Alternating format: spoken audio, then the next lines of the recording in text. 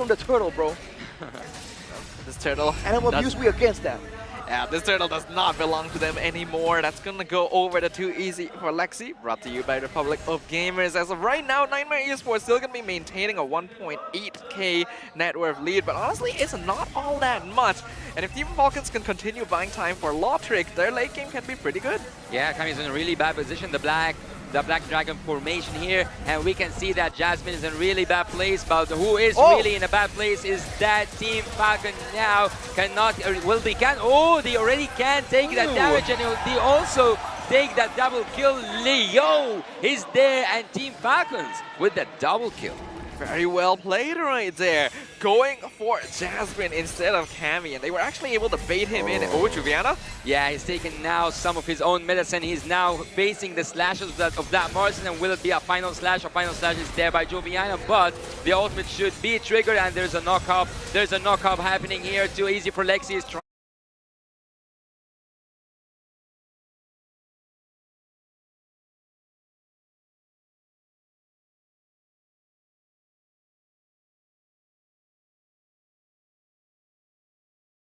trying to continue with that. Team fight is trying to follow up and save his teammates, and he does save his teammates. Team Nightmare goes back.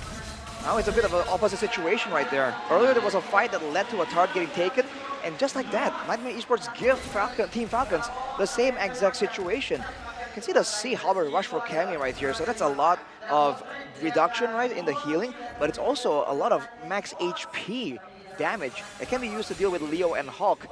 But for now, man, I think Nightmare Esports need to just not go for anything too crazy. The earlier play, man, 2v3 was not required at all. They need to try and get into the jungles right here and go for a 5v5. They have the superior team fight setup. Yeah, they've already lost a lot of the network superiority they had before. We can see in terms of gold, basically pretty even, these teams, and the most important players, Lotric as well as Cammy, are pretty close in terms of item builds. So no real advantage being built up for the late game on either side right now, and that could be concerning here for Nightmare Esports. Yeah, in terms of the kills, it is equal. In terms of the gold, it is almost there, but there was almost there. What was that? What was that? What a really nice engagement from you. Oh, Leo is out, double kill, but there's a shutdown. Hulk is trying to get Suso, and he does. Rubiana's in danger, and Team Nightmare might face a whiteout. They might face a whiteout, but too easy for Lexi escapes. Team Falcons are soaring beyond their limits. Now that was a turnaround right there. We thought Nightmare got the best engage they could, but that Netherrealm changed things instantly. I think it's not exactly just a Netherrealm. The fact is, the Sacred Hammer actually pushed people out of the Netherrealm range. The problem is that the main damage dealer, Cammy on the 1-1, was the first to fall in that engagement. How does it happen, man? Does he not play the 1-1? Is he just overextending too much? They can't keep doing this. Let's take a look at the instant replay brought to you by Kadea. If you look at this, it was looking so good, but without the 1-1 available right here, what can they do, man? They have fighters available, but fighters don't do well against the carry. They're just shredding everybody down right here. They should have all just pulled back the moment the 1-1 gets taken out. Yeah, the consistent damage was way more available for Team Falcons once Cammy fell. Jasmine. A death bush, you don't want to get there. You don't want to get there. Rematch. Jasmine is now, nice ultimate. Nice ultimate, nice escape, but there is a really good damage. Lotric is still up to it. Lotric gets the kill even though he's miles away. And who's also miles away is you, Juviana. Juviana also pulls down Leo. Team Falcons got 2 of Team Nightmares, and also they also have the Lord. The crowd going wild right now for Team Falcons, actually. Every time Nightmare Esports looks for an engage, the Falcons are right there waiting for them. And even though there was so much commit onto Lotric to try and pick off the carry, he is online. I'm pretty sure he's got his Trinity by now. The Lord taking a lot of structures. They should be aware of that crossbow of Tang. It might turn things around. You gotta be careful here still, of course. But for Nightmare Esports, they're just playing this weird. Like even there in that fight, Juviana went in absolutely alone. What was the idea here? It seems like they're just fighting spontaneously, and they have no idea what to do when someone runs into contact, right? They have no idea if they should back away or if they should try and commit to the fight. Just like right now, Jasmine taking damage for no reason. Yeah, this He is is taking damage for no reason. I don't know actually why or what is he aiming for at this moment. He's just trying to get information. He doesn't really need the brawl with Leo, but it's still okay since Tigreal as a hero is pretty hard to take down. The problem for Nightmare Esports though, they don't really have good split push presence, right? Arlet isn't really the type of hero you send to shove down a lane. And right now their team fighting isn't actually working out for them either, even with all the crowd control. So Team Falcons are in a really good spot to secure this game. I feel like this composition could have worked without the 1-1 still. I wonder if the idea is to take it away from Lautrec instead. Because honestly, that's the problem right here. He's just a bit too immobile as a 1-1. Usually you see 1-1s dodging from everything, but in this game, he's just getting completely nuked out before anything even happens. So he needs to be a bit more careful, because there's a lot of ways that Nightmare Esports can really bait out the ultimates. Wow. It is Death Wish though. Wow, it's a really calculated positioning by Team Falcons, and here we see that the Black Dragon formation has been triggered by Hulk. Super is also flying, as a wise man said, Kaka! How he do it is really magnificent. How Team Falcons got that team fight, the take away the rumor before the time for a Lord. The Shadow Stampede pulls this game have been immaculate. Good Knight still living up to his potential as one of the standout players yesterday in the mid lane. Right now, Team Falcons in full control of the game and the map. The Lord is easy for them, no problem at all. Nightmare Esports, what do they have to do? Nightmare Esports, I think what they had to do was avoid throwing so much in the early game, but now I feel like the best they can do is wait for a mistake. Ooh, Unless nice Team Falcons steal. really makes a mistake, I don't think there's a way for Nightmare Esports to come back to this. Their main strength is the fighters, the early game, the crowd control. But now with no real way to bait out the Netherrealm, no real way to split apart the Pharaohs from the carry, what are they supposed to do? They have to just sit there and take the damage coming in from the carry, and that's percentage HP damage, dude. And they don't even have blade armors. What is going on here? But aren't the marksmen equal in gold, almost? They are almost equal, but Lautrec does seem to be positioning a lot better has more than health. Cammy. Yeah, the health helps a lot as well. Nightmare Esports gonna be in a lot of trouble here. Bottom inhibitor is gone. Lord crashing up top. Yeah, Lord is just getting in there, getting the second inhibitor turret for Team Falcons. Team Falcons might go in, but Whoa. Good Knight didn't want to go in that way with the final slash. The Black Dragon program is now triggered by Hulk, and Hulk might go. Hulk is here. Hulk arrived. Team Falcons are trying to go in, but Team Nightmare don't want to let that happen. They don't want to let it go. Kabi is looking to trigger his own ultimate, but he cannot find any ultimate openings. He will not find it at time, but Kami takes the kill. Double kill for that Leo. Triple kill might be committed. Triple kill is there, and Team Falcons might just finish. They have the marksman, they have the jungler. Now they don't have the jungler, but they do have Good Knight. They might go for that finish. Only too easy for Lexi. Is it too easy for Lautrec? It is not so easy for Lautrec. They are trying to touch the base. Have a touch base. Is it a base down? Is it a touch base? One more touch. One more touch. One more touch. One more touch. Puts that base down. With his final breath, Good Knight bids Good Night to the opposing side and wishes they have nightmares in their dreams. Literally the final hit by those minions. I cannot believe that happened. Wow, dude. They're so good. You can see him just vaulting all the way from the mid lane. Yeah. I'm coming in, dude. I'm gonna save the game. And he did. Good Night. Nightmare. We'll have to see if they can come back in the next game, but that was a solid showing, dude. Okay, I want to take pride of something. You both said that crowd control would win, and both of you like the draft of Team Nightmare. Now I'll say the execution. My information, my side, when I said I favor Team Falcon, I am right. I mean, I got an answer for that. I didn't see a single crossbow of Tang, dude. Yeah, not a single one, right? Not a single one.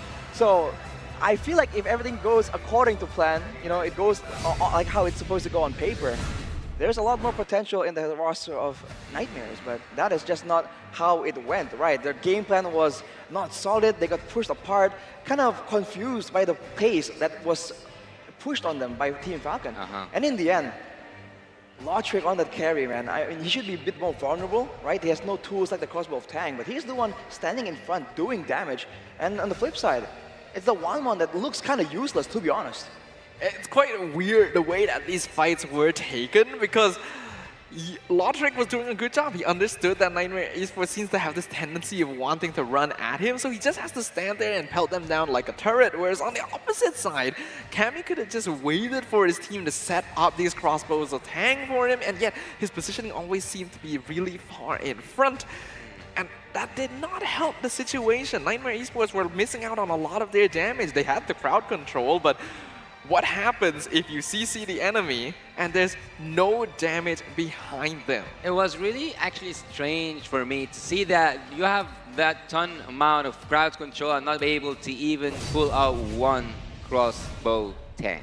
Yeah, that felt bad, but let's go over to our MVP of Game 1. And of course, it's gotta be the man himself, right? Good night on the Faramis. Literally the deciding factor, flying in after his respawn just to get those final few hits on the crystal and secure the game for his team.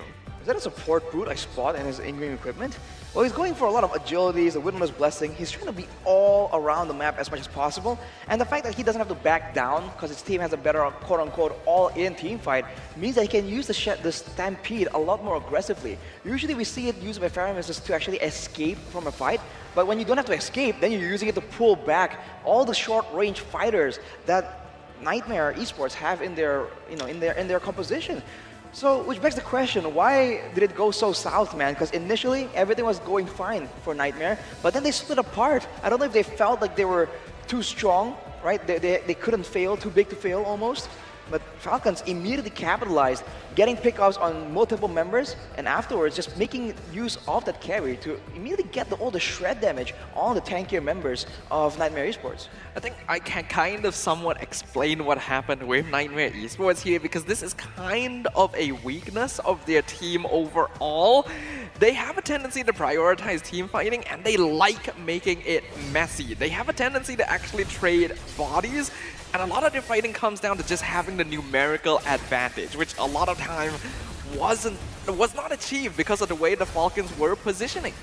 I think numerical advantage is one thing, but on the other side, I mean, they keep going for fights like this, where Lotric is even here, in the fight that goes well for them. Logic isn't exactly prioritized, And in a lot of these fights, you can see that for the most part, no real... Oh, there's a crossbow of Tang. There was one. But it wasn't high impact at all. And here is a big engage did by Jasmine, but where's Cammy? He gets one shot immediately. This is no team that's winning, that's ahead in gold. How the heck did the gold laner with so much mobility just get nuked down?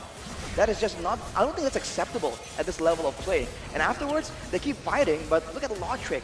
For the most part, the bulk of the ultimates and the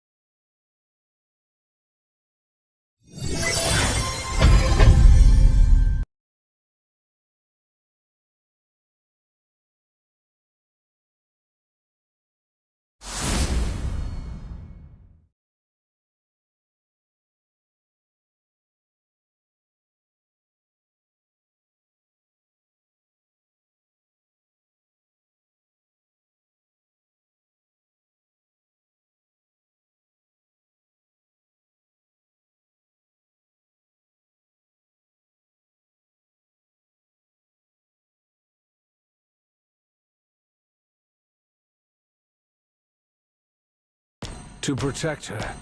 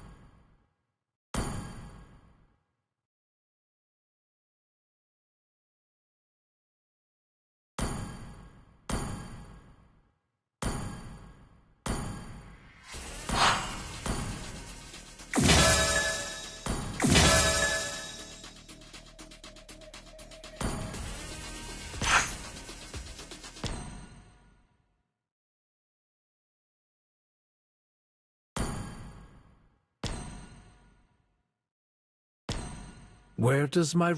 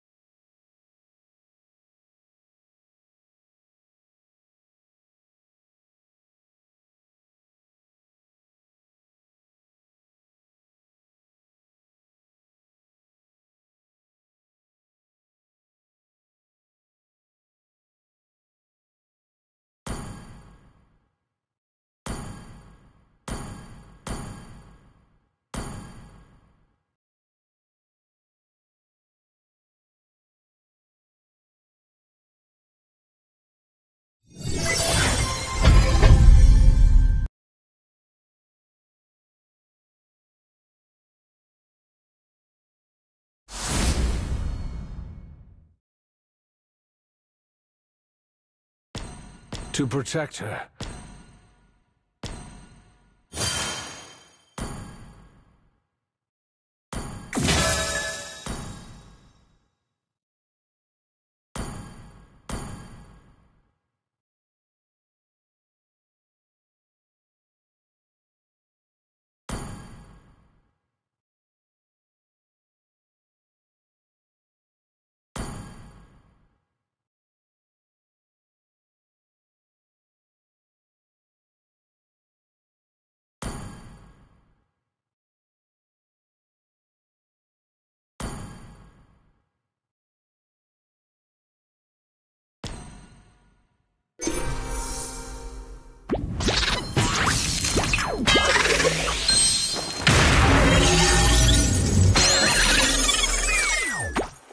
Need some stitches?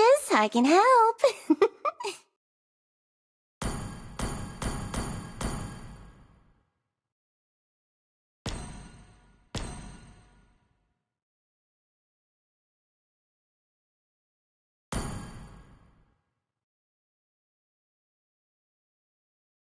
The table, yeah, they are doing like the classical draft, and for me personally, because like I've been like able to cast all their games during the MPL season. For me, there's no surprises whatsoever for Team Falcons. So, well, team or like, would it be a possibility that Team Nightmare didn't study Team Falcon enough? Because for me, there's nothing special. So basically, the performance of Team Falcons here in the wild card is still pretty much the same as how they performed in MPL Mena. With the same picks. Wow, really?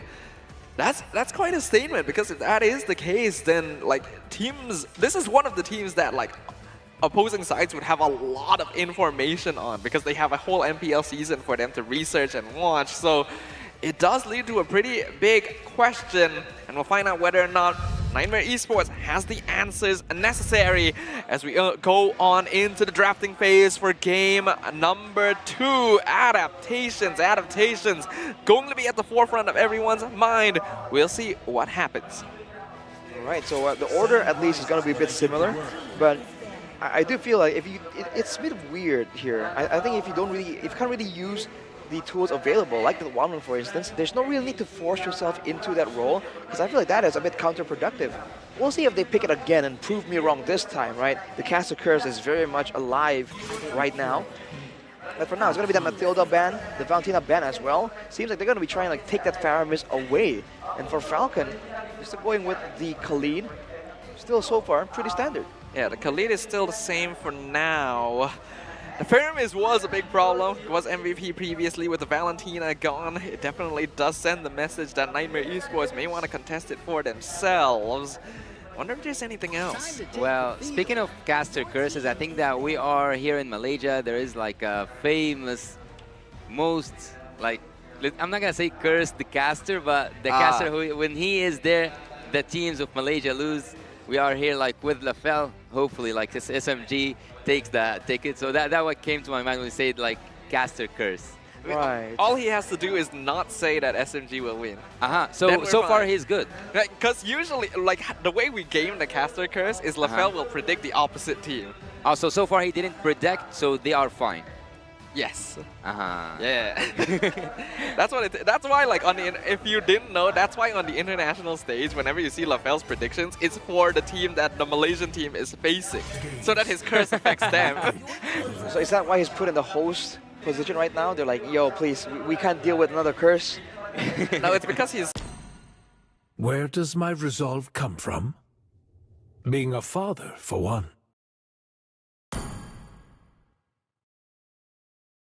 Get the if they want to deny the fair.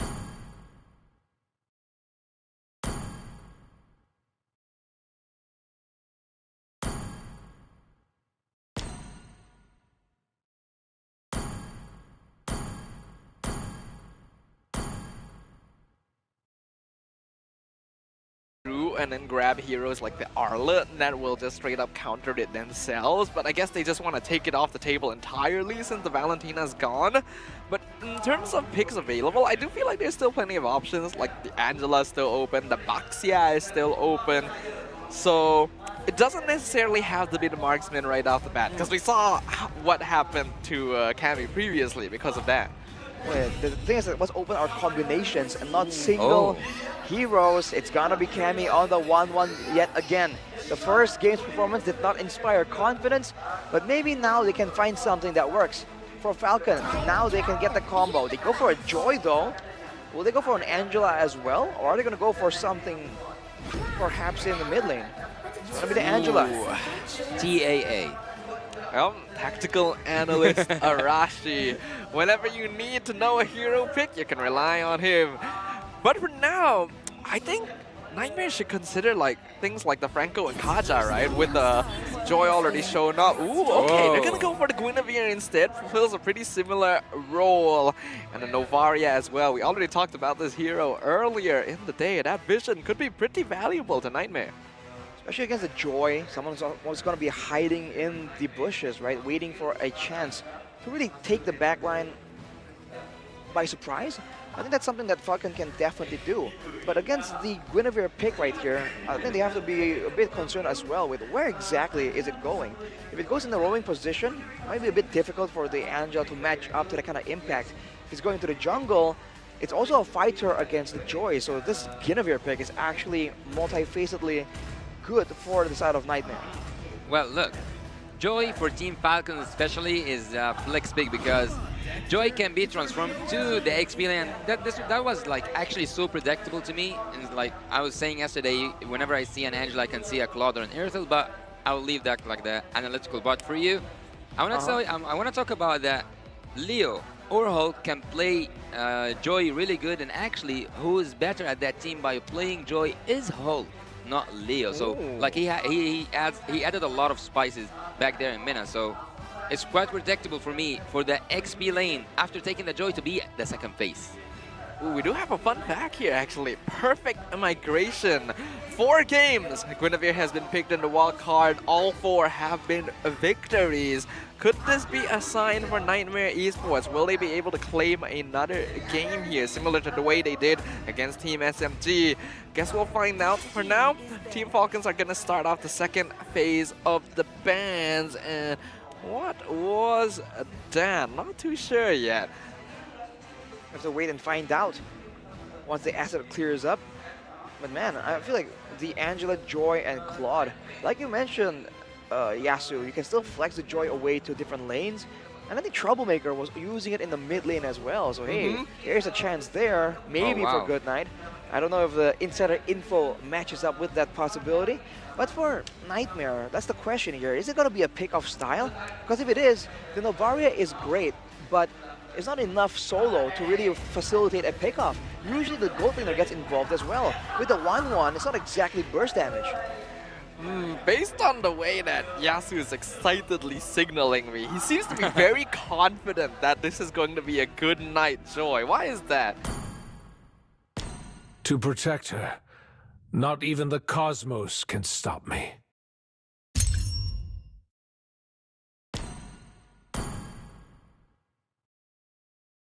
About Joy. So maybe Good Night is an expert at using Joy. A secret Joy pick, but you've never seen it in like MPL meta. No, I've never seen it. Will Good Night be feeling a little bit like a troublemaker today, perhaps? I guess we'll find out. But it would be interesting, like, Arash, say if they did put the Joy into the mid lane, what would be the value of it over, say, like the jungle or EXP? Well, you have kill pressure off the bat. With the mid lane is so short, and you're so squishy as a mage, right?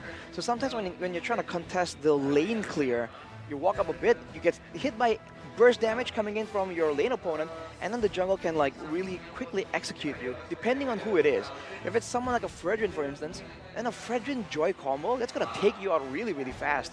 And so that pressure will in turn lead you to have a weaker wave clear. As we take a look at the message here. Some love.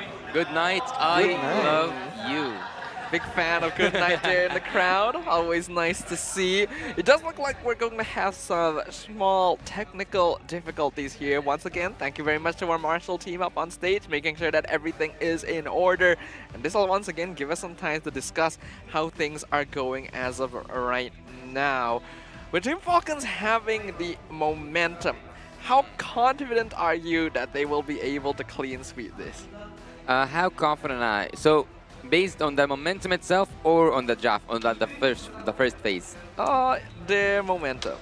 Well, based on the momentum, we can say that they have just came from a clean sweep and they are starting off really good. The macro skills that they have are definitely improved than they have been in MENA. So Team Falcons are